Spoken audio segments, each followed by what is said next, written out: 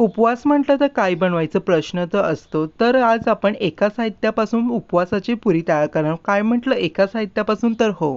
उपवासाची ही recipe चवीला इतकी खमंग बनते ना, अगदी नेहमीच उपवास ठेवण्याचं मन करे इतकी चवीला अप्रतिम. तसे आपण उपवासाची चटणी देखील बनवणार आहोत. चला मग रेसिपी बनवायला सुरुवात करूया. सर्वप्रथम आपण छानपैकी पुरीचं पीठ तयार करत आहोत. त्यासाठी मी 2 कप इतकं इथे राजगिरा पीठ घेतलेलं आहे. त्यामध्ये चवीप्रमाणे मीठ. आता हे पीठ आपल्याला 1 कप इतकं गरम पाण्याने मळायचं आहे. कंपल्सरी इथे गरम पाण्याचा वापर करायचा, अदरवाईज पुऱ्या आपल्या लाटल्यावेळी तुटल्या जातील.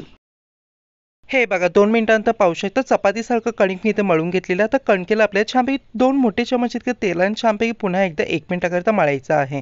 हे बघा एकदम चिकन आणि शायनी डो आपल्या इथे रेडी झालेला आहे. आता यापासून लगेच आपल्याला पुऱ्या बनवायला सुरुवात करायची आहे.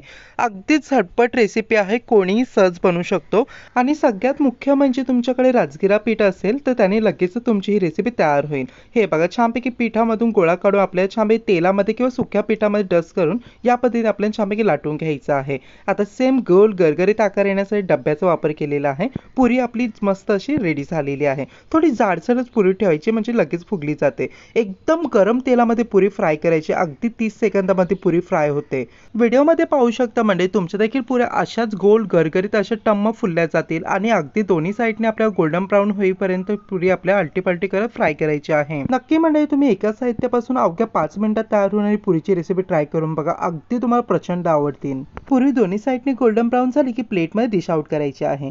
आता उपवासाची चटणी बनवण्यासाठी छानपैकी लो फ्लेमवरती पॅन ठेवून पॅनमध्ये आपल्याला 1 कप इतके शेंगदाणे टाकून छानपैकी हलके असे सोनेरी करून घ्यायचे आहेत.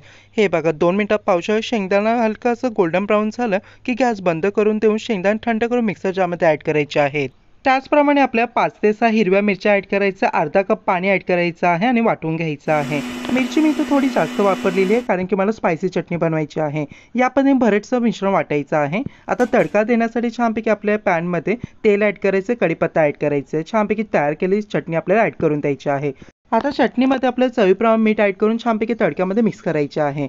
चटणीची रेसिपी अगदी रिक्वेस्टेडवाली रेसिपी आहे, मस्ट ट्रायवाली रेसिपी आहे. इतकी खमंग ही चटणी बनते. तडक्यामध्ये चटणी मिक्स केली की गॅस बंद करून देऊन छानपैकी चटणी खाण्यासाठी रेडी आहे.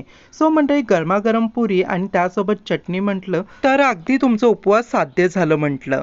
तर हे बघा किती सुंदर आपली प्लेटर एकदम साधी सिंपल अशी रेडी झालेली आहे. टम्म फुलणारी उपवासाची पुरी आणि त्याबरोबर खमंग चटणी अगदी सुंदर कॉम्बिनेशन आहे. नक्की ट्राय करून बघा. व्हिडिओला लाईक करा, आपल्या चॅनल प्लीज सबस्क्राईब करा. बाजूला बेल येईल ते प्रेस करायला विसरू नका. रेसिपी ट्राय करून तुमचे आलेले अनुभव माझ्याबरोबर नक्की शेअर करा. चला म्हणते पुन्हा भेटूया. हर हर महादेव.